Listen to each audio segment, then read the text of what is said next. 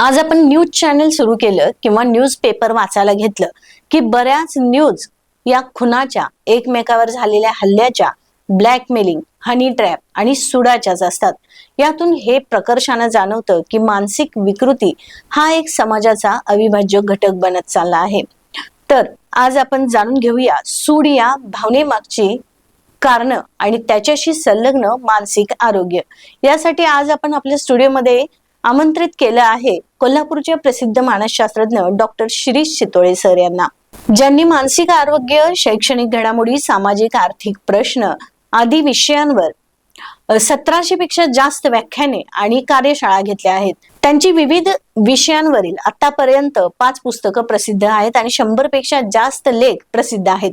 Star स्पोर्ट्सच्या pro kabaddi लीगच्या पॅनलवर mental coach म्हणून त्यांची नियुक्ती झालेली आहे. राज्य, राष्ट्रीय व आंतरराष्ट्रीय स्तरावरील खेळाडूंसाठी मानसिक आरोग्य व क्षमता विकासाचे प्रशिक्षक म्हणून ते काम करत आहेत. ज्यांचे करिअर निवडीसाठी या विषयावर वेगवेगळ्या टीव्ही चॅनल्सवरच्या माध्यमातून अनेक व्याख्यानं आणि मुलाखतीही झालेल्या आहेत. याशिवाय कोल्हापूर जिल्हाधिकारी कार्यालय आयोजित सुंदर जगण्यासाठी या आत्महत्या रोखण्यासाठीच्या शालेय मुलांसाठीच्या प्रकल्प निर्मिती आणि तज्ञ प्रशिक्षक म्हणून ते बरेच वर्ष कार्यभार सांभाळत आहेत. सगळ्यात महत्त्वाची आणि गर्वाची गोष्ट म्हणजे अशी दीर्घ अनुभव असणारी व्यक्ती ही आपल्या कोल्हापूरची आहे. नमस्कार सर. नमस्कार. खूप खूप स्वागत आहे तुमचं आमच्या टीव्ही नेक्स्ट मराठीच्या स्टुडिओमध्ये. आणि माझा तुम्हाला पहिला प्रश्न असा असेल की मुळात मानसोपचार तज्ञ, मानसशास्त्रज्ञ किंवा काउन्सिलर यातला फरक काय आहे? बेसिकली कसं आहे की आता अलीकडच्या काळामध्ये मानसोपचार तज्ञ आणि समुपदेशक किंवा काउन्सिलर हे शब्द साधारणतः सोसायटीमध्ये इंटरचेंजेबली वापरले जातात. पण त्याच्या मागचा मुख्य असा फरक जो आधीच्या काळात मानला जायचा तो हा की मानसोपचार तज्ञ जेव्हा आपण म्हणतो तेव्हा तो सायकोलॉजिस्ट, विशेषतः क्लिनिकल सायकोलॉजिस्ट, म्हणजे जो मेडिकल फील्डशी रिलेटेड असणारा जो सायकोलॉजिस्ट आहे, म्हणजे ज्याला आज आपण सायकॅट्रिस्ट म्हणतो, तर त्यांचं जे बॅकग्राऊंड असतं ते मेडिकल मधनं MBBS नंतर ते सायकॅट्री करतात. तर त्यांना 2-3 हजार तासांचं प्रत्यक्ष हॉस्पिटल मधलं ट्रेनिंग होत होत ते डॉक्टर होतात. तर तसंच क्लिनिकल सायकोलॉजिस्ट जे आहेत त्यांना सुद्धा त्याच प्रकारचं ट्रेनिंग दिलं गेलं तर मग ती मंडळी मानसिक आजाराचं जे निदान आहे ते केल्यानंतर जी सही करायची असते की हा आजार आहे, ती त्याची जबाबदारी असते. तर डायग्नोसिस केल्यानंतर सही करणं जे आहे तो क्लिनिकल सायकोलॉजिस्ट होतो. आणि मग प्रश्न येतो की त्या पेशंट्सना डील करायचं असेल तर बराच दीर्घकाळ उपचार करावे लागतात. त्याला सायकोथेरपी असा शब्द आहे. म्हणजे मानसोपचार तज्ञ ते मेडिकल अंगाने असा दीर्घकाळ ती उपचार आणि स्लोली टप्प्याटप्प्यात होते. आणि समुपदेशक ज्याला आपण म्हणतो तो साधारणतः नॉर्मल माणसांचे जे समस्या असतात हे ऍबनॉर्मल मंडळींची झाली ते, पण नॉर्मल म्हणजे माइल्ड किंवा मॉडरेट समस्या ज्या आहेत की जिथं 1 सेशन, 2 सेशन, 3 सेशन मध्ये वर्कआउट होऊ शकतं, ते समुपदेशक. पण मग आता हा पण 10 सेशन चालवू शकतो किंवा तोही 3 सेशन करू शकतो, त्यामुळे ते इंटरचेंजेबली वापरतात. परंतु क्लिनिकल सेटिंग मध्ये मात्र सायकोथेरपिस्ट हा शब्द वापरतात. आणि मग मानसशास्त्रज्ञ म्हणलं तर तो कुठल्याही फील्ड मधला असेल, औद्योगिक मानसशास्त्रज्ञ आहे, स्पोर्ट्स मधला आहे, त्यानंतर शिक्षणामधला आहे, तर ते जनरल लेबल आहे मानसशास्त्रज्ञ. आणि हे पुन्हा स्पेशलायझेशन्स आहेत ही सगळी जी आहे. तर त्यातला मानसोपचार तज्ञ हा प्रामुख्याने क्लिनिकल सेटिंगला म्हणजे हॉस्पिटल सेटिंगला काम करतो. इतर सेटिंगला काम करणारी जी मंडळी आहेत ती बेसिकली काउन्सिलर म्हणून त्यांना म्हटलं जातं. अच्छा, मग आता तुम्ही आहात ते क्लिनिकल सायकोलॉजिस्ट. आता माझं क्लिनिकल मास्टर झालंय, इंडस्ट्रियल मास्टर झालंय, PhD माझी एज्युकेशनल मधली आहे, प्रोफेसर मी काउन्सिलिंगचा आहे. त्यामुळे मला बऱ्यापैकी 4-5 स्पेशलायझेशन्स. आता माझा मास्टर योगा पण झालाय योगशास्त्रामध्ये. तर ते सगळ्या बाबतीत मी कनेक्टेड आहे. त्यामुळे मी हॉस्पिटलमध्येही काउन्सिलिंग सेशन्स वगैरे देतो. ओके. आता तुमचं इंट्रोडक्शन तर प्रेक्षकांना झालेलंच आहे, त्यामुळं ते एका एक्सपर्टच्या समोर आहेत. आणि आपला आता जो सुरू आहे की समाजामध्ये भावना, सुडाची भावना, जसं की आज तुम्ही वृत्तपत्र बघितलं किंवा बातम्यांमध्ये बघितलं तर जास्तीत जास्त मर्डर झालेल्या बातम्या आपल्यापर्यंत पोहोचत आहेत.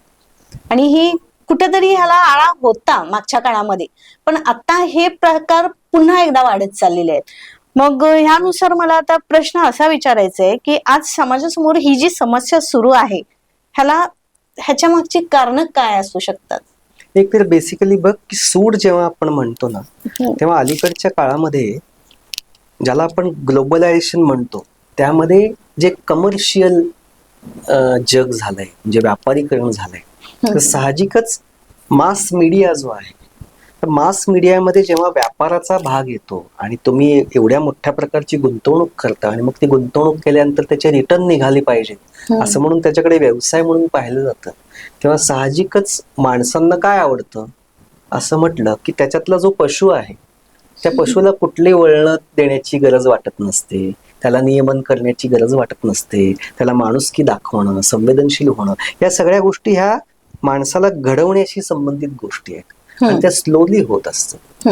गंमत अशी होती की असं म्हणतात मीडियामध्ये की एक व्हायलन्स आणि सेक्स या दोन गोष्टी सगळ्यात जास्त विकल्या जातात आणि त्यामुळे मग माध्यम जे आहे ना त्याच्यातून तुम्हाला व्हायलन्सच्या वेगवेगळ्या प्रकारच्या स्क्रिप्टिंग असलेल्या गोष्टी सतत अंगावर आदळताना दिसतील. आणि आता माहिती तंत्रज्ञानाच्या जगात तर 24 तास तुमच्याजवळ मोबाईल असल्याने बटनावर ते तुम्ही पाहू शकता. आणि मग अलीकडच्या काळात तू बघितलेस गाजलेले मूवी कुठले, तर तुझ्या असं लगेच लक्षात येईल की ज्याच्यात प्रचंड हिंसा आहे, म्हणजे अॅनिमल सारखा मूवी, अगदी हजारो लोक मरतायत, 100 लोक ऍट अ टाइम मरतायत, तो गाजतोय 1000 कोटी करतोय.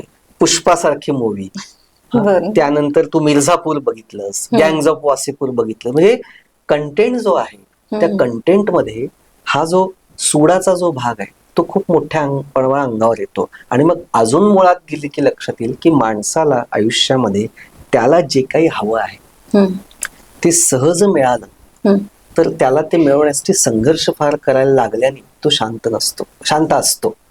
पण संघर्ष करावा लागला आणि त्यात संघर्षाची गुंतागुंत वाढली तर अडथळे अनेक येतात. मग अडथळे आले की माणसाचा पहिली सहज प्रवृत्ती जी आहे की त्याच्यावर मात करण्यासाठी सूड घ्यायचा, आक्रमक व्हायचं. तर ह्या प्रवृत्तीला आळा घालण्यासाठी शिक्षण व्यवस्था आहे, या प्रवृत्तीला आळा घालण्यासाठी समाज व्यवस्था आहे, कायदा व्यवस्था आहे. तिकडं ते खूप छोट्या प्रमाणात बदलत आहे आणि हे मात्र मोठ्या प्रमाणात आदळतंय मीडिया. आणि त्यामुळे आजकालच्या मुलामुलींना कळत न कळतपणे सूड घेणं नावाची गोष्ट आहे हा न्यू नॉर्मल म्हणून सेट होत की हे नॉर्मल आहे. म्हणजे एखाद्या बरोबर संघर्ष केला, एखाद्या बरोबर स्पर्धा केली आणि ये न के न प्रकाराने आपल्याला जिंकायचंच आहे, तर ह्याला समाज सुद्धा प्रतिष्ठा देतो. शाळांमध्ये, घराघरांमध्ये आई वडील तुलना करायला खूप लवकर शिकवतात मुलाला की त्याच्यापेक्षा तू पुढे गेलं पाहिजे, याच्यापेक्षा तू पुढे गेलं पाहिजे. आणि मग अगदी कोरोना काळानंतर तर तिथे पालक सुद्धा कसं मुलांना घडवतात हे आम्हाला शॉकिंग म्हणून तुला सांगायला हरकत नाही की कोरोना काळामध्ये जी मुलं आहेत त्यांना मार्क किती पडलेत बघतो, तर सगळे मुलं डिस्टिंक्शन मधले आहेत. म्हणजे ते कॅमेरावर बसलेत, ऐकत नाहीत, काय नाहीत, कॅमेरा म्यूट केलाय, प्रश्न विचारला की लगेच माझं कनेक्शन तुटलं वगैरे, आणि परीक्षेत उत्तम मार्क आहे. तर एक मॅडम मला म्हणत होत्या की सर काय सांगू तुम्हाला की आम्हाला एवढी मोठी अडचण आली की हा मुलगा इतकं उत्तम लिहून देतोय, त्याला पैकीच्या पैकी मार्क पडतायत. आता ह्याला आम्ही मागचे 4 वर्ष पाहिलंय, हे लिखाण याचं नाहीये. ते त्याच्या पालकांनी लिहून दिले, परीक्षा घेतली तेव्हा पुस्तकं साईडला ठेवलीत, पण आता आम्ही ते म्हणू शकत नाही कारण ते त्यांनी सबमिट केलंय. आम्ही मार्क थोडे कमी केले तरी पालक आम्हाला भांडायला तर आमच्या मुलाने एवढं उत्तम लिहिलं त्याला मार्क का दिले नाही. म्हणजे आता ही पालकांचीच अरेरावी आहे की आमच्या मुलाला पैकीच्या पैकी मार्क द्या. म्हणजे काय, स्पर्धात्मकता जी आहे त्याच्यात तुम्ही सगळी साधनसुचिता विसरायला शिकवत असाल तर आपोआपच सूड घेणं हे नॉर्मल होतं.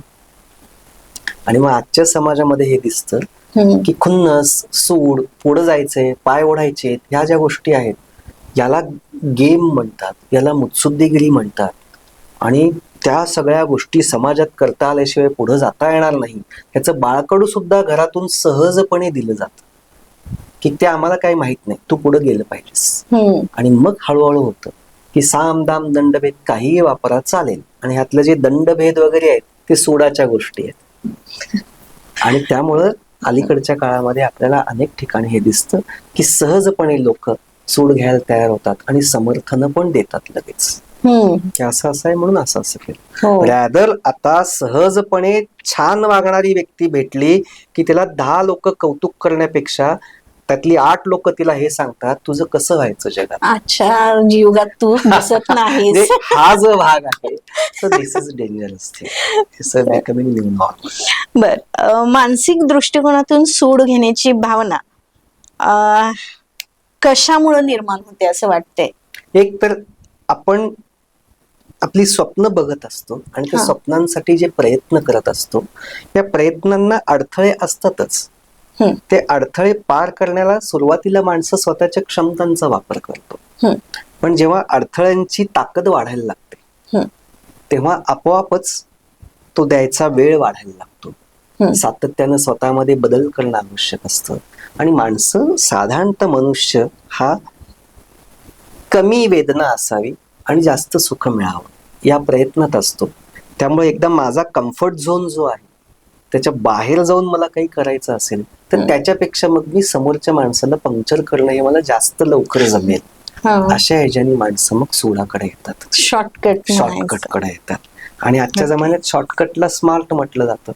त्यामुळे मग आणखीन लवकर सुडाकडे येतात. स्मार्ट आहे म्हटलं. त्यामुळे जितकी उपलब्धी तुम्हाला कमी तितका संघर्ष जास्त. आणि भोवतालच्या जगात आज सगळीकडेच असं होत आहे की तुमच्या स्वप्नांच्या तुलनेत उपलब्ध असणारी ज्या गोष्टी आहेत त्या खूप कमी होत चालल्या. त्यामुळे माणसं खूप रेस्टलेस आहेत. आणि त्याच्यावर अगदी सरकारी स्तरापासून, सामाजिक स्तरापासून, शैक्षणिक स्तरापासून प्रत्येक स्तरावर काम करणं गरजेचं आहे. कारण एवढ्या वेगाने जग बदलतंय बरोबर. आणि तिथं काम होत नाहीये. त्यामुळे मग प्रत्येक मुलामुलींसमोर प्रचंड मोठ्या प्रमाणावर आता स्पर्धा आणि आव्हान आहेत. त्यामुळं कळत नकळतपणे आनंदाची, नात्याची जागा ही या मत्सराने, सोडाने घेतलेली दिसते. सूड घेण्याची प्रवृत्ती ट्रॉमा किंवा व्यक्तिमत्व विकाराशीच संबंधित आहे का? आहे. सूड घेण्याची प्रवृत्तीमध्ये ट्रॉमाही जवळ असू शकतो. कारण ट्रॉमामध्ये मुख्यतः माझ्यावर कोणता तरी आघात झाला आणि कुठल्या तरी व्यक्तीने तो केलाय आणि त्या व्यक्तीच्या त्या अडथळ्यामुळे तो झालाय असं जर का असेल तर माझ्या आत्मसन्मानाला धक्का पोहोचतो. आणि तो पोहोचल्यानंतर माणसं त्या समोरच्या व्यक्तीचा सूड घ्यायला उद्युक्त होतात. त्यांना तो वाटतो की हा न्याय आहे असं वाटतं. आणि गंमत अशी आहे की तो त्याचं परसेप्शन असतं, ते म्हणजे ते खरं असेल असं नाहीये. मला मला वाटतं हा मुद्दा आहे. आणि मग हा एक भाग झाला. दुसरा भाग असा आहे की आघातांना हाताळायचं कसं याचं प्रशिक्षण मिळायला हवं. हा आपला इन्स्टिंक्ट वे आहे सूड घेणं, म्हणजे सहज प्रवृत्ती आहे, ॲनिमलिस्टिक आहे की प्राणीय पातळीवरची. परंतु कित्येक लोक अशी आहेत की त्या अडथळ्यांना किंवा त्या व्यक्तींना वेगवेगळ्या माध्यमातून उत्तर देतात की जी सूड घेण्याची नसतात. म्हणजे मी मागे पडलो किंवा त्या व्यक्तीमुळे मला अपमान झाला, फेल्युअर झाला, माझ्या आत्मसन्मानाला ठेच पोचली, तर मग एखादी व्यक्ती हाही विचार करू शकते की मी असं काहीतरी करून दाखवेल की उद्या त्या व्यक्तीच्या मनातून मला कौतुक मिळेल. म्हणजे हा दुसरा मार्ग झाला. कन्स्ट्रक्टिव्ह रिव्हेंज म्हणायचा आहे की रचनात्मक. म्हणजे आपल्याला डॉक्टर बाबासाहेब आंबेडकरांचं उदाहरण घेतलं की एवढ्या सगळ्या आयुष्यामधल्या कितीतरी टप्प्यांवर मान अपमान सहन करून माणूस म्हणून वागू न देता सुद्धा या माणसाने भारताची राज्यघटना लिहिली. ते आपल्याला बघता येईल. आपल्याला अशी अनेक मंडळी आहेत आजूबाजूला की ज्यांच्या अपमानाला खूप सामोरं जावं लागलंय आणि त्यांनी सकारात्मक पद्धतीने त्याच्याकडे पाहिलं. दुसरा भाग असा आहे की आत्मपरीक्षण करून मी कुठे कमी पडलो हाही शोध घेता येऊ शकतो की ह्या गोष्टीत मला ह्या 4 गोष्टी कमी पडल्यामुळं मला इथे आत्ता अपयश आलं, मग त्या 4 गोष्टी मी सुधारेन हाही विचार करता येऊ शकतो. तिसरा भाग जो आहे त्या तिसऱ्या भागामध्ये हेही बघता येईल की माझ्याकडे वेगवेगळ्या प्रकारची सामाजिक कौशल्य आहेत का की ज्या कौशल्यामुळे त्या व्यक्तीला मी वेगळ्या प्रकारे समजावून सांगू शकेल. जर सोशल स्किल असतील तर वाटाघाटी वेगवेगळ्या पद्धतीनं करता येतात. त्यामुळे सामाजिक स्किल तुमच्याकडे विकसित नाही केले तर तुमच्याकडे एकच हातात अस्त्र आहे, ते म्हणजे सूड घेणं. त्यामुळं कितीतरी प्रकारे तुम्ही त्या सूडाच्या भावनेपेक्षा वेगळा प्रतिसाद तयार करू शकता. ही जी जडणघडण आहे ही जेव्हा नसते तेव्हा मग व्यक्तिमत्वामध्ये तुमच्या केवळ हा ॲनिमलिस्टिक पार्ट राहतो आणि तो पार्ट तुम्ही चटकन बाहेर आणता आणि सूड घेतलं जातं. त्यामुळं आपल्याला हेही लक्षात घेतलं पाहिजे की केवळ आघात आला म्हणून सूड घेतला असं नाही. आघात आला हे खरं आहे, परंतु हे इतर मार्ग पण मी शिकलो नाही किंवा उपलब्ध झाले नाही म्हणून मी सोडाचाच मार्ग निवडला, नाही तर आघाताला पचवायला हे इतर मार्ग पण मी वापरले असते. हे ऍक्च्युली प्रशिक्षण द्यायला हवं. अच्छा. आणि जो सूड घेण्यासाठी केपेबल नसतो, त्याची तेवढी ताकद पोहोचत नाही, त्यावेळी ती व्यक्ती काय करते? बऱ्याचदा अशी व्यक्ती डिस्प्लेसमेंट म्हणतात त्याला, विस्थापन. म्हणजे आपल्यापेक्षा क्षमतेनी, सत्तेनी, पावरनी कमी असणाऱ्या लोकांवरती आपला राग काढतो. अरे बापरे. असं एक पार्ट होतो.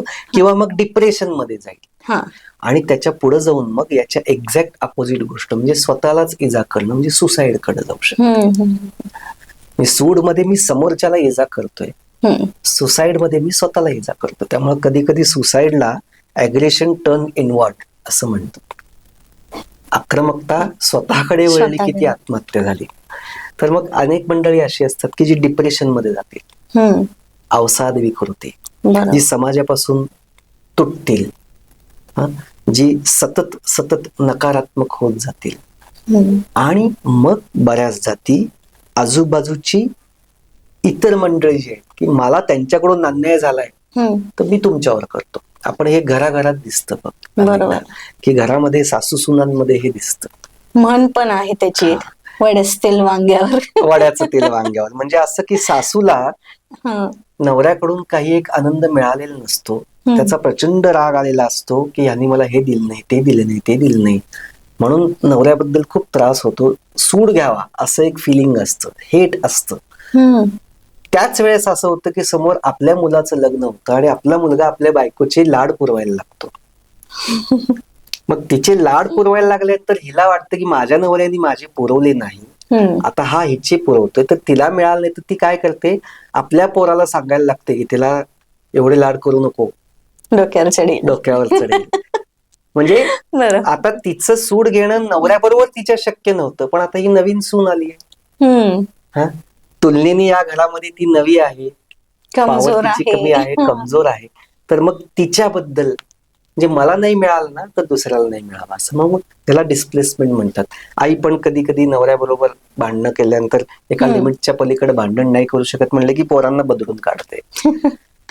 कित्येक ठिकाणी असं होतं की ऑफिसामध्ये आपण आपल्या बॉसला वाकडं बोलू शकत नाही, मग घरी जाऊन आपण दुसऱ्यावर राग काढतो, तर बॉसला काहीच तर ती सुडाची भावना अशी लोक डिस्प्लेस करतात दुसऱ्या ठिकाणी, जिथं कमी पॉवरची मंडळी तिथं करणं असं होऊ शकतं. तर थोडक्यात हे स्वतःचा शोध घेतला पाहिजे की आपल्या हातून असं काय काय काय काय होत आहे. तर हा जो भाग आहे तो करताना दिसतात, आणि काही मंडळी तर निराश होतात, काही मंडळी आत्महत्येपर्यंत जातात. म्हणजे हे आता नैराश्यात गेलेले, डिप्रेशन मध्ये जाणारे लोक, ह्यांना पण आपल्याकडे उपाय आहे का? ऑफकोर्स सगळ्या या गोष्टींसाठी आपल्याकडे उपाय आहेत, आणि उपाय आहेत म्हणण्यापेक्षा आपण असं म्हणूयात की हा सारा जीवनाचा प्रवास कुठल्या ना कुठल्या टप्प्यावर आपल्यापैकी प्रत्येक जण करतात. बरोबर. डिप्रेशनचा शिकार आपल्यापैकी प्रत्येक जण जीवनाच्या कोणत्याही टप्प्यावर होऊ शकतं. म्हणजे अगदी 50-55 नंतर अचानकपणे पालकांना कळतं की आपला मुलगा आता आपला राहिलेला नाही आणि आता मी काहीच करू शकत नाही. म्हणजे 55 वर्ष छान आयुष्य घालवलं तरी 56व्या वर्षी या गोष्टीचा सामना करायला लागणार नाही असं नाही. उत्तम करून अचानकपणे 60व्या वर्षी 40व्या वर्षी कळतं की मला कॅन्सरची गाठ आहे, and then we moves into depression. So मुद्दा असा आहे की डिप्रेशन, चिंता ह्या गोष्टी खरं तर part and parcel of life आहेत. अस्तित्व म्हणून जर का आपण विचार करायला लागलो तर आपल्या अस्तित्वाला ह्या ज्या गोष्टी आहेत ह्या जन्मापासून जोडल्या गेलेल्या आहेत, फक्त त्याचं भान कधी येतं हा मुद्दा आहे. म्हणजे एक, तुम्ही जन्माला आला की मृत्यू येणार आहे हे त्याच क्षणाला पक्का आहे. बरोबर. दुसरं, तुमच्या आयुष्यात कधी ना कधी एकाकीपणा येणार आहे हे त्याच क्षणाला खरं आहे. तुमच्या आयुष्यात वेगवेगळ्या गोष्टी साकार करण्यासाठी तुम्हाला चिंतेचा सामना करावा लागणार आहे हे त्याच क्षणाला खरं आहे. आता प्रश्न असा आहे की ही प्रत्येक गोष्ट जी आहे ना हीच आपल्या आयुष्याला अर्थ देते हे समजणं. बरोबर. म्हणजे या पद्धतीनं जेव्हा आपण बघू की मृत्यू आहे म्हणूनच आजच्या जगण्याची व्हॅल्यू आहे. म्हणजे माझ्याकडे मृत्यूच नसता मला तर मी आज जे काम करतोय ते केलं असतं की नाही हे माहित नाही, की नाही मरणारच नाही, उद्या करू नंतर करू. हा. तर प्रत्येक गोष्ट म्हणजे डिप्रेशन आपल्याला शिकवतं सुद्धा. डिप्रेशन आपल्याला जीवनाकडे बघायला शिकवतं सुद्धा. अपयश कसं स्वीकारायचं, अपयशामध्येही कसं आनंदी राहायचं. तर लोक जेव्हा या सगळ्या गोष्टींकडे नकारात्मक बघून लोकांमध्ये आपल्याला डिप्रेशन नाहीये, आपल्याला चिंता नाहीये, आपल्याला मानसिक काही वाटत नाहीये असं म्हणून लोकांमध्ये शो ऑफ करतात, तेव्हा ते प्रत्यक्षात स्वतःची क्षमता आणखी कमी करत असतात. त्यामुळं या सगळ्याच अप अँड डाऊन्स मध्ये आपण जसं मेडिकल डॉक्टरच्याकडे पण जातो, पोटात ऍसिडिटी झाली की चटकन जातो आपण, काही वाटत नाही, तसंच मेंदूमध्ये खूप अस्वस्थता असेल तर चटकन जावं. इतकं ते खरं तर साधं आहे. पण आपण हे इथं काय होतंय हे सांगायलाच तयार होत नाही. बरोबर. आणि त्याच्यामुळे आपण अशा अनेक समस्या वेगवेगळ्या प्रकारे स्वतःमध्ये निर्माण करतो. त्यामुळं डिप्रेशनवर उपाय आहे, तुझ्या सुसायडल फिलिंगवर उपाय आहे, चिंतेवर उपाय आहे, सूडाचं नियंत्रण कसं करायचं याच्यावर उपाय आहे. कधीतरी आपण त्या व्यावसायिक तज्ज्ञाजवळ जाऊन संवाद केला पाहिजे. आणि हे अवघड नाहीये, पण आपण शारीरिक आजारांना ग्लॅमरस समजतो. म्हणजे कित्येक लोक तर मला डायबिटीस आहे बिनधास्त सांगताना बाकीची लोक काळजी घ्यायला लागतात लगेच. मला बीपी आहे, काळजी घ्यायला लागतात. पण आपण मी अस्वस्थ आहे, मला चिंता आहे म्हटलं की हा तू काही वेडी आहेस का, मेंटल आहेस का, असं म्हणून लोक स्वतःलाच डाऊन करतात. आणि हे अजिबात करता कामा नये. उलट या गोष्टींना तुम्ही जेव्हा हाताळायला शिकता तेव्हा जीवन काहीच्या काही बदलताना दिसतं, नव्या क्षमता आपल्या विकसित होताना दिसतात. कित्येक वेळेस डिप्रेशनची तुला सांगेन की असे कितीतरी म्हणजे किमान 3 उदाहरणं तुला सांगेल की जे सध्या सुपर क्लास ऑफिसर आहेत महाराष्ट्र गव्हर्नमेंटमध्ये आणि इंडियन गव्हर्नमेंटमध्ये, की ज्यांनी परीक्षेच्या आधी 6 महिने सुसाइडल अटेम्प्ट केलेले आहेत. आणि ते माझ्याकडे आलेले आहेत आणि वी टॉक्ड अबाउट इट. आणि 2 महिन्यामध्ये त्यांचं जीवनाकडे बघण्याचे दृष्टिकोन बदलल्या कारणानं त्यांच्या सगळ्या क्षमता प्रॉपरली वापरल्या गेल्या आणि they are topper and now they are class 1 officers.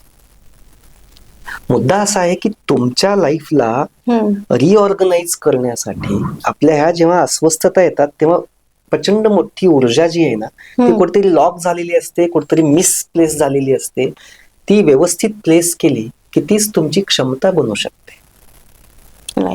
तर हे करण्याची जी सवय आहे त्यासाठी आपल्याला मानसिक आरोग्य सांभाळणारे जे तज्ज्ञ आहेत त्यांच्याकडे चटकन जायला हवं. ह्या सगळ्या गोष्टी जर का दीर्घकाळ जाणवत असतील तर 1 महिना 2 महिने जाणवत असेल तर त्यांच्याकडे जावं. It's not difficult at all.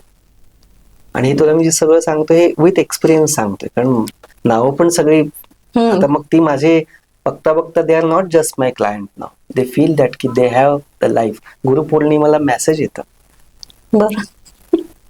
का तर काहीच्या काही जी व्यक्ती सुसाइड कडे गेली होती ती व्यक्ती आज क्लास 1 ऑफिसर आहे. Can you imagine in 6 months? तीच आहे.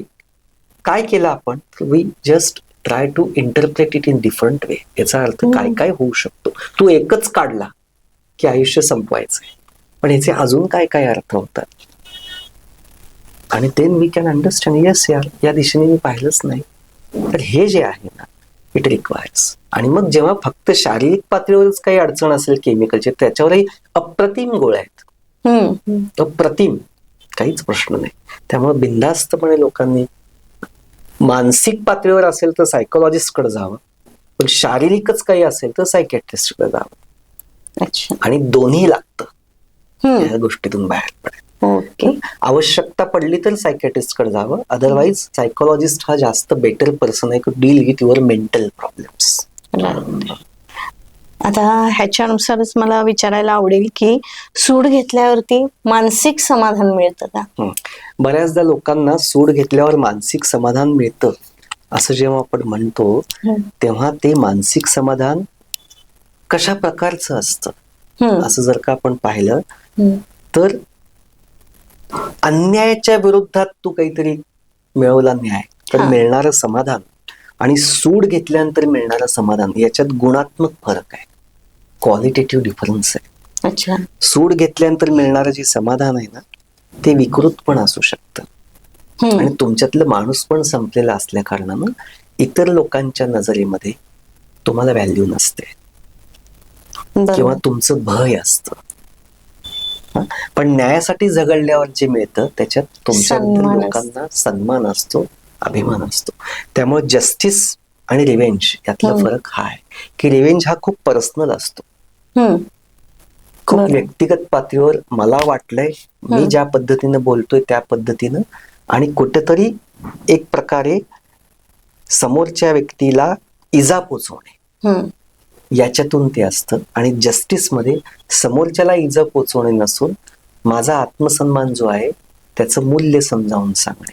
बरोबर. त्यामुळे जस्टिस मधनं मिळणारा जो, न्यायासाठी झगडल्याने मिळणारा जो आनंद आहे तो दीर्घकाळ टिकणारा आहे. त्याच्यातून आत्मसन्मान दीर्घकाळासाठी वाढतो. आणि विशेष म्हणजे आपल्यातला माणूस आणि कळत नकळतपणे सामाजिक पातळीवर सुद्धा त्याचं कॉन्ट्रीब्युशन येतं. आणि तुला सांगेन की कळंबा जेलमध्ये माझ्याच काही विद्यार्थिनींनी प्रकल्प केला होता, म्हणजे माझ्याच अंडर खाली मुलींनी, की आम्हाला कळंबा जेलमधल्या खून केलेल्या लोकांचे इंटरव्ह्यू घ्यायचे. तर आम्ही मुंबईतून DGP कडून त्याची रितसर परवानगी, आणि जेलमध्ये एंट्री नाही, परवानगी घेऊन आमच्या मुली गेल्या होत्या. तर त्यांनी इंटरव्ह्यू जो घेतला 30 जणांचा घेतला होता. तर एकही व्यक्ती त्यातली अशी नाही की जी म्हणते की मी केलेलं बरोबर आहे. बरोबर आहे म्हणत नाही. जन्मठेपेच्या शिक्षा भोगतायत त्या व्यक्ती सांगतायत की मला राग आहे त्या व्यक्तीबद्दल, मी ज्याला खून केला त्याने चूक केली होती, पण पर्याय दुसरे उपलब्ध चांगले होते. पण त्या क्षणांना माझ्या हातून तो इतका राग होता की राख व्हावी असा राग होता, आणि त्या क्षणांना मी तो मर्डर केला. तर मला बरं वाटलं त्याला मारलं त्या क्षणांना, पण आज मी त्याची जेव्हा किंमत बघतो तेव्हा आज माझं मूल, माझी मुलगी, माझा मुलगा, माझी बायको, माझी आई, माझे वडील, त्यांचं सगळं आयुष्य उद्ध्वस्त झालंय. आज माझं लेकरू जेव्हा मला भेटायला येतं तेव्हा त्याला मी बाप म्हणून नाही भेटू शकत आहे. 30 वर्ष आता मी इथे राहणार आहे. सो मी लोकांना सांगेल की राग आल्यानंतर डोक्यात राख जाऊ देऊ नका. तेच मी आता विचारणार होते. असं ते सांगतायत ज्यांनी खून केलं. त्यामुळं याचं समर्थन करावं असं काही नाही. मला त्यांनी अन्याय केला याच्याबद्दल मी अजूनही ठाम आहे, परंतु मी खून करायला नको होता, मी सूड असा घ्यायला नको होता, मी इजा करायला नको होती. जर मी 20 मिनिटं 25 मिनिटं स्वतःला नियंत्रित करू शकलो असतो तर मी हे केलं नसतं.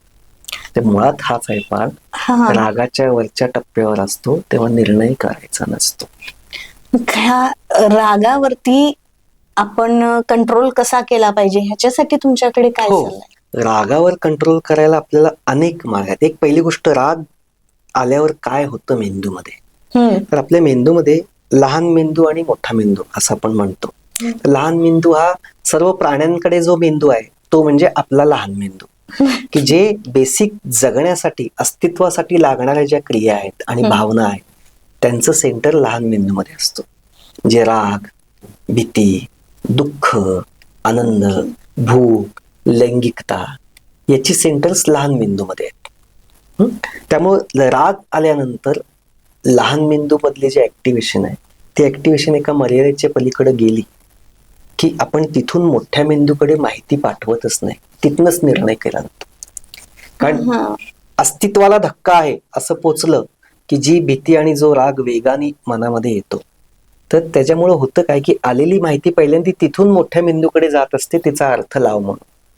जेव्हा आपण शांत बोलत असतो तेव्हा आता तू जे प्रश्न मला विचारतेस तेव्हा माझ्या लहान मेंदूकडे ते प्रश्न जाऊन तिथून ते मोठ्या मेंदूकडे जात आहेत, आणि मग तुझ्या प्रश्नांचे अर्थ लावतोय. मग याच्यावर काय काय करता येईल, शक्यता कोणत्या आहेत, या शक्यतेने गेले तर काय परिणाम होईल, त्या शक्यतेने गेले तर काय परिणाम होईल, थोडं थांबलं तर काय होईल. हा सगळा पार्ट आपल्या मोठ्या मेंदूचा आहे की जो प्राण्यांमध्ये कमी आहे. म्हणून प्राणी हे नेहमी इन्स्टिंक्टवर जगतात.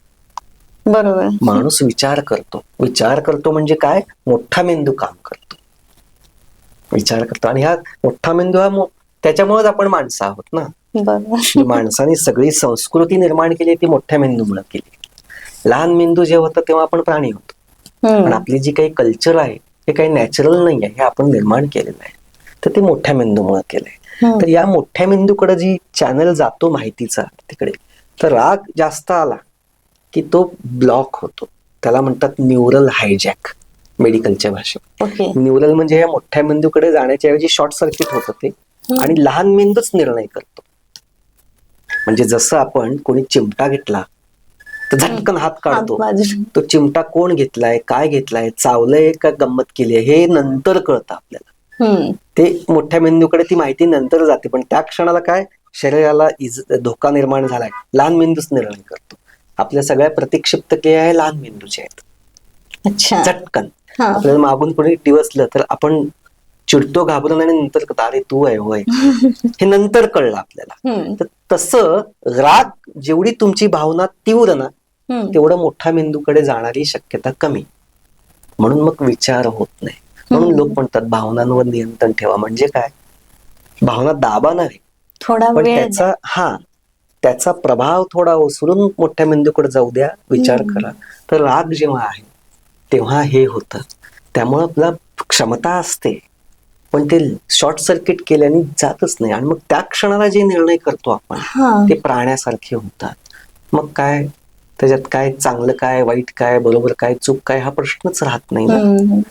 हा, आणि म्हणून मग रागावर नियंत्रण करायचं म्हणजे काय, की पहिल्यांदा हे लक्षात ठेवायचं की मला आता डोकं चालेना झालंय. म्हणजे काय, मी इंटेन्स इमोशन मध्ये आहे. पहिलं काम हे करायचं, निर्णय करायचा, थांबायचं, शांत, त्या परिस्थितीपासून लांब जावं. मग आधीचे लोक जे म्हणत होते की राग आली की 10 पासून 1 पर्यंत आकडे असं प्रत्येकाचं वेगळं वेगळं हे आहे, की कुणी म्हणेल की मी मनातल्या मनात स्वतःला सांगतो शांत हो शांत हो, कोणी म्हणेल मी आकडे मोजतो, कोणी म्हणेल मी एखादा मंत्र म्हणतो. मग हे खरंच काम करतं का? करू शकतं, कारण because your intention is that. तुझं इंटेन्शन आहे ते म्हणून काम करतं. नुसतं आकडे म्हणा म्हणून काम नाही करणार. तुला वाटतंय का ते म्हणल्यावर होईल, तर ते काम करेल. So it depends on you. म्हणजे आता हे सांगताना आपण सगळ्याला सांगतोय म्हणून एक सांगतोय, पण ते तुला लागू होत नसेल तर तुला लागू होणारच नाही. मग मला काय लागू होते, तर राग आल्यावर मी बाबा श्वासाकडे लक्ष देतो माझ्या, आणि मी दीर्घ श्वास करतो. कारण राग आला की त्याचा परिणाम श्वास आपला कंटिन्युअस आपल्याला इंडिकेशन देत असतो की तुम्ही कुठल्या कंडिशन मध्ये आहात. फक्त भाग असे की वळून बघता आलं पाहिजे. म्हणून हे मेडिटेशन मध्ये जे शिकवतात त्याच्यात सगळ्यात महत्वाचं की वर्तमानात राहा. पण वर्तमानात राहा म्हणताना नुसतं राहता येत नाही ना आपल्याला. पण मग वर्तमानात राहणारी आपल्या बॉडीमध्ये एकच गोष्ट आहे, ती म्हणजे श्वास. जन्मापासून मरेपर्यंत कंटिन्युअस ते प्रेझेंट टेन्स असतो तो. बरोबर. म्हणून मग ते श्वासाकडे लक्ष द्या म्हणतात. आणि मग तुझ्या लक्षात येईल की राग आल्यानंतर श्वासाचा रिदम जो आहे तो बदललेला असतो. मग तो रिदम जो आहे, दीर्घ घेणं, स्लो सोडणं, इव्हन तू ते जरी 2 मिनिटं केलीस ना, यू कॅन अंडरस्टँड दॅट की ती टॉप लेवलला गेलेली जी इमोशन आहे ती डाऊनला येते. आणि हे नॅचरल इट्स अ सायन्स. लाटेसारखं आहे. समुद्राची जी लाट आहे ती आपोआप ओसरते वेळ दिला तर. तसं राग आल्यानंतर तुम्हाला वेळ दिला स्वतःला की तो राग राहत नाही. एक दुसरं, मग त्यासाठी तुम्ही काहीही करा. कोणी गाणी ऐकेल, कोणी ती जागा सोडून जाईल लांब, कोणी एकटं जाऊन बसेल, कोणी श्वासावर लक्ष देईल. आणि त्याच्या पुढची गोष्ट अशी की लक्षातच ठेवायची, राग आल्यानंतर मला गळाच आवळावा वाटत असेल तर याचा साधा अर्थ असा आहे की माझ्याकडे राग आल्यावर करायचे इतर गोष्टी नाहीयेत. म्हणजे if you have more social skills, तुम्हाला लवकर राग येत नाही. म्हणजे तू माझ्यावर चिडलीस आणि मला जर काय वेगळे स्किल नसतील तर माझ्याकडे एकच स्किल आहे की आरेला कारे म्हणायचं. पण चिडलीस तर मी तुला हेही म्हणतो, हे बघ ठीक आहे तुला पटलेलं नाही, मान्य, तुला राग आलाय, हे बघ आता मी जरा वेगळ्या प्रकारे सांगायचा प्रयत्न करतो, असं म्हणून मी दुसऱ्या प्रकारे बोलायला लागलो. इट मीन्स निगोशिएशन स्किल माझ्याकडे आहे. वाटाघाटीचं कौशल्य विकसित केलं तरी तुम्हाला लवकर राग येत नाही. येणार नाही असं नाही, पण 4थ्या टप्प्यावर येईल, पहिल्या टप्प्यावर येणार नाही. म्हणजे मग 3 टप्पे जे आहेत ते 3 टप्प्याची सगळ्या परिस्थिती हाताळण्याची कौशल्य आली. कम्युनिकेशन स्किल असेल तरी राग येत नाही. बरोबर आहे. त्यानंतर समोरच्या व्यक्तीचं मत आपल्यापेक्षा वेगळं असू शकतं, आणि अशी वेगवेगळ्या मतांची लोक जी आहेत त्यांची मतं मांडायची, त्यांना पूर्ण मुभा आहे आणि ती मी देत असतो, अशी ऍटिट्यूड जर डेव्हलप केली तरी राग कमी येतो. आता फिल्म मध्ये तुम्ही पाहिलात किंवा बरेच गुन्हेगार असेही म्हणतात की अं, ह्या माणसाला जर कोर्टात नेलं असतं तरी पण फाशीच दिली असती.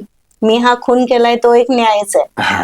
मग न्याय आणि हा सूड ह्याच्यामधला फरक काय सांगाल?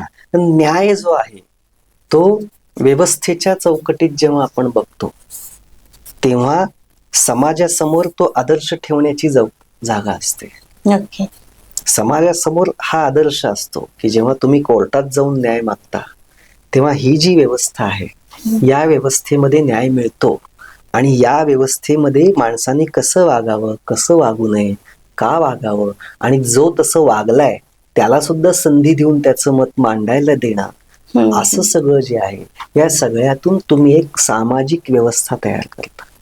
नाहीतर मग रॉबिनहुड होतं. मग मी ठरवायला लागलो न्याय काय आहे. तर आज मी त्याला मारलं म्हणून तुला छान वाटतंय, उद्या तुला पण मारू शकतो मी, परवा तिला पण मारू शकतो मी, आणि मग मी म्हणेल तो कायदा. असं जर का झालं तर कुठलाही गुंड हा आज मला आनंदाचा वाटला तरी तो उद्या माझ्या घरापाशी येणार आहे. आणि म्हणून हे नेहमी आपण लक्षात ठेवलं पाहिजे की आपल्या आसपास असणारी जी अशी मंडळी आहेत की त्यांच्याकडे बघितल्यावर आपल्याला खूप भारी वाटतं. असा वाघ आहे, ॲग्रेशन आहे, हे आहे, पण हे लक्षात ठेवावं की पुढच्या काळात तो जे म्हणतोय ते तुम्हाला ऐकायला लागणार. त्यामुळे दुसऱ्याच्या घरात काहीतरी घडतंय म्हणून तुम्ही गप्प असलात तर उद्या ती तुमच्या घरापर्यंत येणार. जे आपल्याला राजकारणात आजकाल दिसतं की कधीतरी राजकारणी लोकांनी गुंडांचा सहारा घेतला इलेक्शन जिंकायला.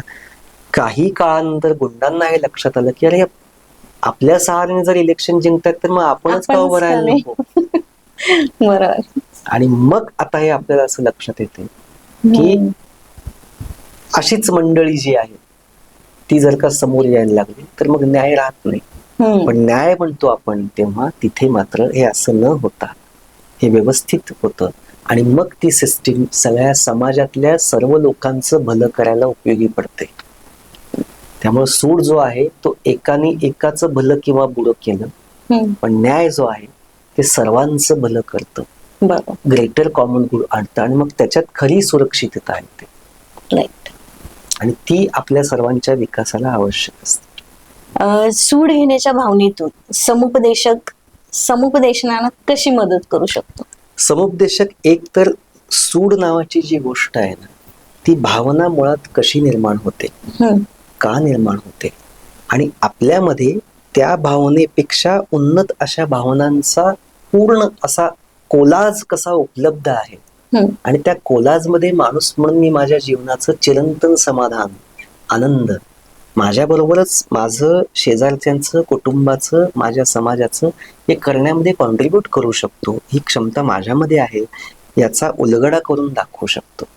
आणि सुडाची जी भावना आहे ती म्हणजे कुठेतरी एका ठिकाणी माझी एनर्जी अशी पूर्ण ब्लॉक झाली आहे आणि तिथून ती अशी अणुबॉम्ब सारखी फुटती आहे. तर समुपदेशक त्या भावनेला रचनात्मक, सकारात्मक असं रूप देऊन तिचं व्यवस्थित चॅनलायझिंग करतो आणि त्याच्यातून तुमच्या जीवनाची बाग फुलवता येते.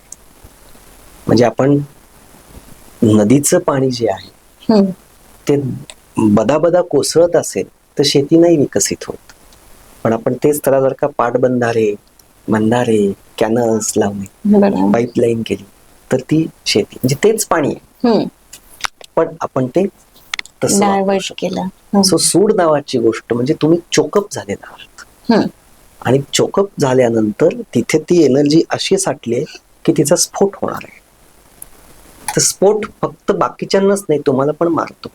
कारण तुझ्या असं लक्षात घे की ज्यांनी इतरांवर सूड घेतले त्यांना त्याची मोठी किंमत स्वतःला मोजायला लागते. कारण सूड घेण्याचं फिलिंग जेव्हा आत येतं तेव्हा शरीरात जी रसायनं निर्माण होतात ती तुमच्या शरीराच्या प्रत्येक अवयवाला घातक आहेत. हा पण एक प्रश्न होता माझा की ह्याचा आपल्याला सूड घेणाऱ्या व्यक्तीला परत त्याचा त्रास होतो का पुढं, मानसिक किंवा शारीरिक? मोठ्या प्रमाणावर. अच्छा. आणि म्हणून तुझ्या अनेकदा लक्षात येईल की अनेक अशी जी मंडळी आहे त्या मंडळींना खूप लवकर आजार आहेत. त्यांना डायबिटीस आहे, त्यांना किडनीचे आजार आहेत, त्यांना बीपीचे आजार आहेत असं रागीट माणसांना पण होतं का? खूप जणांना, म्हणजे तू प्रोफाईल जरी जगभर पाहिलेस तरी तुझ्या असं लक्षात येईल की त्याला टाईप ए पर्सनॅलिटी पण म्हणतात कित्येकदा. अच्छा. की जगामध्ये जे टाईप ए, टाईप बी असे पर्सनॅलिटीचे टाईप म्हणून लेबल दिलेले आहेत. आणि हे लेबल मुळात याच संशोधनावरून आलेले आहेत. म्हणजे अनेक कंपन्यांमधल्या अनेक लोकांचे आणि कामगारांचे मेडिकल प्रोफाईल अभ्यासले गेलेले आहेत. या कंपन्यांतर्फे मेडिकल फॅसिलिटी वगैरे असलेले साहजिकच सगळे रेकॉर्ड होते. तर कुठल्या कुठल्या प्रकारचे आजार, कोणकोणत्या वयात कोणकोणती औषधं घेतली आहेत, त्या औषधांचे काय काय परिणाम असतात, त्याच्यात काय केमिकल असतात, असं सगळा शोध घेतल्यावर असं कळलंय की ह्या विशिष्ट प्रकारचे आजार असणारी जी व्यक्ती आहेत त्याचं एक एकत्रितपणे कॅटेगरी करता येते, याची एक एकत्रित. आणि मग आता त्या व्यक्तींच्या व्यक्तिमत्वाचा अभ्यास केलाय आणि मग असं लक्षात आलंय की ज्या व्यक्ती आक्रमक आहेत, ज्या व्यक्ती सुडानी पेटलेल्या असतात, ज्या व्यक्ती कायम स्पर्धा आणि जिंकलंच पाहिजे अशा असतात, ज्या व्यक्ती जिथे तिथे मी पहिला पाहिजे अशा असतात, अशा व्यक्तींना हृदयाचे आजार होण्याचं प्रमाण तसं नसलेल्या व्यक्तींच्या कित्येक पट जास्त. म्हणून त्याला टाईप ए पर्सनॅलिटी असं नाव दिलं की टाईप ए पर्सनॅलिटी वाले यांना हृदयाचे आजार सर्वात जास्त होतात. कारण तू जेव्हा जास्ती टोकाची भावना अनुभवतेस तेव्हा तू शरीरात काय करतेस, तर शरीराची ऊर्जा प्रचंड वापरतेस, तेव्हा हार्ट काय करतं, ब्लड प्रेशर खूप वाढतं, पंपिंग खूप स्ट्रॉंग होतं, अचानकपणे वाढतं, कमी जास्त होतं, त्याच्यानंतर ब्लॉकेज होतात मग पुढे, त्यानंतर फुफ्फुसाचं काम बिघडतं, मग त्याचं पाचक द्रव्यावर पोटावरचं काम बिघडतं, पचन व्यवस्थेवरचं बिघडतं, आपोआप किडनीवरचं बिघडतं. म्हणजे अशा वेगवेगळ्या गोष्टींची गुंतागुंत येत राहते. आणि म्हणून शरीरामध्ये एक यंत्रणा अशी आहे की जी तुमच्या ऊर्जेचा वापर करते आणि दुसरी यंत्रणा असं आहे की जी तुमच्या ऊर्जेचं संवर्धन करते. या दोघांचा समतोल जो आहे तो तुमचं आयुष्य चांगलं बनवतो. मग ह्या सगळ्या भावनांवर किंवा ह्या शारीरिक विकारांवर प्राणायाम हे एक उत्तम औषध उत्तर असू शकतं. ते कधी असू शकेल जेव्हा ते या जाणीवेने करू. म्हणजे प्राण आयाम असं जेव्हा शब्द वापरतो तेव्हा आयाम म्हणजे काय, तर श्वास तुम्ही घेतल्यानंतर मध्ये काही क्षणांकरता तुम्ही काहीच करत नाही आहात आणि मग श्वास सोडता आहात. श्वास सोडल्यानंतर मध्ये काही क्षण, फ्रॅक्शन ऑफ सेकंद काहीच करत नाही, मग श्वास घेता. हा जो मधला काहीच न करण्याचा पिरियड आहे, जिथे तुम्ही श्वास घेत पण नाही सोडत पण नाही, तो पिरियड वाढवणं म्हणजे प्राणायाम. ओके. आयाम तो तिथला आहे, तर तो वाढवणं याचाच अर्थ स्वतःला वेगवेगळ्या प्रकारे संतुलित करणं आहे. म्हणजे हे काम करू शकतं, जर करू शकतं हे. हा, पण ह्या जाणीवेने केलं पाहिजे की वी आर डुईंग दिस, की आणि मग तो दीर्घ श्वास घ्या, स्लोली सोडा, मग ते काउंट आहेत. आणि मग ते म्हणतात बघ, मधला काउंट असतो तो काहीच करायचा नसतो, श्वास सोडला मग 1 2 पुन्हा 1 2, तो मधला जो आहे तो जागा वाढवणं. म्हणजे बघ ना की एका मिनिटामध्ये समज तू 12 वेळा श्वास घेतेस आणि मी 18 वेळा घेतोय आणि दुसरी व्यक्ती 6 वेळा घेते, तर तिघांमध्ये सगळ्यात जास्त ताकद त्या व्यक्तीच्या फुफ्फुसांची आहे. बरोबर. कारण तिला 6 वेळा घेऊन पुरता येते, मग जास्त जगेल ना ती व्यक्ती. So we can understand all this things. त्यामुळं शेवटी हे बघ, तू काहीही कर या जाणीवेने कर. म्हणजे कोणी गाणी ऐकतं, कोणी छंद जोपासतं, कोणी, आणि मग आपल्याकडे आजूबाजूला अनेक लोक असे दिसतील की सांगतात की अमुक अमुक गोष्ट जेव्हा मी करते किंवा करतो तेव्हा मी सगळं विसरलेले असते, मी माझी असते, मी माझा असतो. ते तुमचं मेडिटेशन आहे. सो आपल्या प्रत्येकाला आयुष्यात छंद, नाती आणि स्वतःला काही वेळ देणं, ह्या 3 गोष्टी सांभाळल्या तर बाकीच्या जीवनातल्या अनेक स्पर्धा आणि अनेक मान अपमान आणि या सगळ्या गोष्टींवरचा हा एक उतारा आहे. आणि हे नसेल तर त्या सगळ्या गोष्टी रुंजी घालत राहतात, त्याच्यातून तुम्ही डिस्टर्ब होत राहता. आणि आजच्या मुलांच्या बाबतीत हे खरी प्रॉब्लेम. आता एक समुपदेशक म्हणून तुम्ही जाता जाता ह्या समाजाला, बदलत्या समाजाला काय सल्ला द्याल? बदलत्या समाजाने मला सल्लाच द्यायचा म्हणशील तर मी म्हणेन की नात्यांना वेळ द्या, स्वतःसाठी वेळ द्या. आणि सर्वात महत्वाचं, शारीरिक कष्ट, हालचाल हे आयुष्याचा दागिना आहे. आज सगळ्यात मोठ्या समाजाचा प्रॉब्लेम जो झालाय तो हा आहे की they are not utilising their body. They are taking second hand experiences of life and then deciding what life is. Screen time हा तुमचा सेकंड हँड एक्सपिरियन्स आहे. म्हणजे निसर्गामध्ये आपण गेलो तरी आपला संपूर्ण फोकस तिथे व्हिडिओ काढण्यावर, फोटो काढण्यावर असतो. So we are creating memory without living it. आपण जगत नाही आहोत, जगून मेमरी तयार करत नाही आहोत, आपण न जगता मेमरी करतोय. So we are not having the depth of life. त्यामुळे निसर्गात गेल्यानंतर पान कसं हलतं याच्याकडे बघणं गरजेचं आहे, लांबनं उभारून फोटो काढण्यापेक्षा. निसर्गात सुद्धा आपण स्वतःच सेंटर असतो. निसर्गाची शांतता ऐकली पाहिजे. त्या पानावरच्या रेषा काय आहेत, रंग काय आहे, फरक काय आहे, कीटक काय करतो, हे जे सूक्ष्म अंडरस्टँडिंग आहे जीवनाचं ते आपण संपवत चाललोय. आणि जीवनाचं सूक्ष्म आकलन नाही केलं तर तू म्हणते तशी या सगळ्या भावना प्राणीय पातळीवर राहणार. सूक्ष्म आकलन करण्यासाठी वेळ दिला पाहिजे. आणि म्हणून आपण मैफिली पण करतो मित्रमैत्रिणींमध्ये, त्याच्यात पण लोकांची मैफिली खूप वरवरची आहे. म्हणजे वाढदिवस आहे, गप्पा मारल्या, मजा केली, अमुक वाजवलं, गाणे केलं, एवढंच आहे. सुसंवाद कुठे आहे? आणि तो जनरली अशा घोळक्यात होत नसतो. तो तिघात चौघात दोघात होते. घरात सुद्धा आई बाप आजी बिज्जी एकत्र आले तर तिथेही निम्मी लोक मोबाईलवरच असतात. सो मुद्दा हा आहे की जगायचं राहतं आहे. म्हणून ह्या सगळ्या प्राणीय पातळीवरच्या भावना आपल्यावर हावी होत आहेत. जगायला लागलो तर खूप प्रकारच्या भावनांचा कोलाज आपल्यामध्ये आहे. आणि तो भावकोश विकसित केला तर संवेदनशीलता वाढते. आणि ती वाढली की लिस्निंग एबिलिटी वाढते. मग लिस्निंग एबिलिटी एकदा वाढली तुमची की तुमच्या संघर्षांचं प्रमाण निम्म्यानं होतं.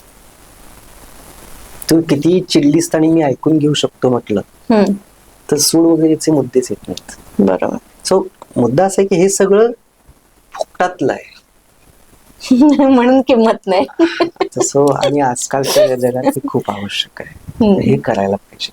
आयुष्य सुंदर आहे. प्रॉब्लेम आल्यानंतर जाणं हे काही शहाणपणाचं नाही. ते सहज सोपं साधं आहे आणि खूप सुंदर आहे. सो तो हातातला एक इन्स्ट्रुमेंट बाजूला काढावा आणि खरं जगावं. मग आपल्याला लक्षातच येतं की आपल्यापेक्षा कितीतरी भयानक परिस्थितीमध्ये आनंदाने जगणारी माणसं आजूबाजूला आहेत. आम्ही बघितलीच नाही. आम्ही आत्ता सुद्धा रस्त्यावरून चालत गेलो तर मला 25-30 माणसं अशी आजूबाजूला दिसतील की ते आपापलं काम करतायत, शांत आहेत. पण आमचं लक्ष असतं मोठं हॉटेल कुठे आहे. So we are not looking around. आणि मग मला वाटतं की माझाच प्रॉब्लेम खूप मोठा आहे आणि मलाच मग ह्या बाकीच्यांनी किती त्रास दिले. सो हे समजून घेतलं पाहिजे की जग आहे तिथेच आहे. आपण कल्पनेने वाटेल तिथे जातो आहोत आणि म्हणून आपल्या भावना आपल्याला नियंत्रित करता येत नाही. त्यामुळे मला असं वाटतं की उघडं डोळा पाहून आजूबाजूच्या छोट्या छोट्या गोष्टी टिपा. आनंदाच्या जागा आपल्या आजूबाजूलाच आहेत आणि लोक जगतायत हे पण कळेल. तर सर, तुम्ही आमच्या स्टुडिओला भेट दिलात आणि खूप छान अशी माहिती आमच्या प्रेक्षकांना दिलात. आणि प्रेक्षकांना पण मला सांगायला आवडेल की तुम्हाला जर तुमचा स्वतःचा स्क्रीन टाइम कमी करायचा असेल आणि या मोबाईलच्या पासून सुटका मिळवायची असेल तर पुढचं सेशन आपण शितोळे सरांसोबत करूया, हे तुम्ही मला कमेंटद्वारे कळवा. नमस्कार. नमस्कार.